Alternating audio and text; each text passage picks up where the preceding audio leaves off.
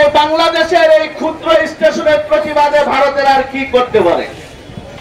মনে রাখবেন, ক্ষুদ্র সবসময় ক্ষুদ্র কিন্তু থাকে না, কিন্তু সবসময় ক্ষুদ্র কিন্তু থাকে না।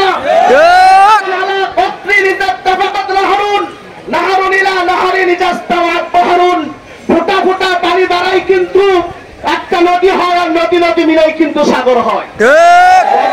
হিন্দের গন্ধ পাওয়া যাচ্ছে। আমাদের আগের বক্তারা বলেছেন আল্লাহ রাসূলের ভবিষ্যৎবাণী ছিল গজওয়ায়ে হিন্দ হবে। আমাদের উলামায়ে কেরাম বলেছে গজওয়ায়ে হিন্দের ভবিষ্যৎবাণী এখন আমরা নাকে গন্ধ শুনতে পাচ্ছি।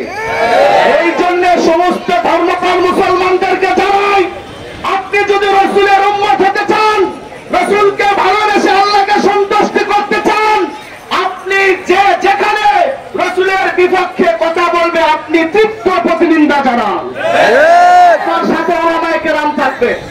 এখনো অনেকে উস্কানিমূলক কথা বলতেছে, আমাদের কানে আসতেছে আপনি সংশোধন হন, আপনি সংশোধন হন।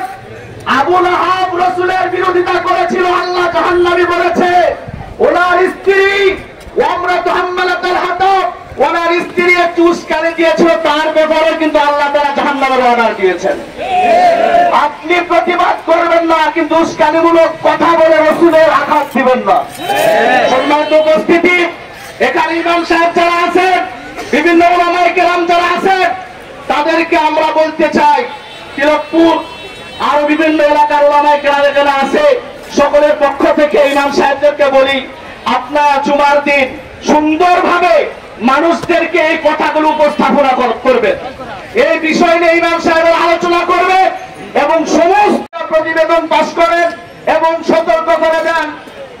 মিডিয়ার মাধ্যমে, হাই কমিশনের মাধ্যমে মোদী সরকারকে সতর্ক করে দেন, এই রামগিরি মহারাজ মহন্ত এবং নীতিশ রানাকে যদি ফাঁসির কাস্টে ঝুলানো না হয়, তাহলে ভারতের দূতাবাস এই বাংলাদেশ বয়কট করবে। জানাতে চাই, শুধু এতটুকুই নয়, ভারতের কোন পণ্য এই বাংলাদেশে চলতে দেওয়া হবে না। শুধু এতটুকুই নয়, আরো জানাতে চাই, মুসলমানদের হৃদয়ে আপনারা রক্তক্ষরণ করেন না। আপনারা এই যাবৎ পর্যন্ত আমার বাবার গালি দেন আমি সহ্য করব, আমার মায়ের গালি দেন আমি সহ্য করব, কিন্তু রাসূলের চরিত্রের উপরে কেউ যদি কলঙ্ক লাগানোর চেষ্টা করে, খোদার কসম মুসলমানের ধমনীতে এক ফোঁটা রক্ত থাকতে কখনো বরদাস্ত করতে পারে না।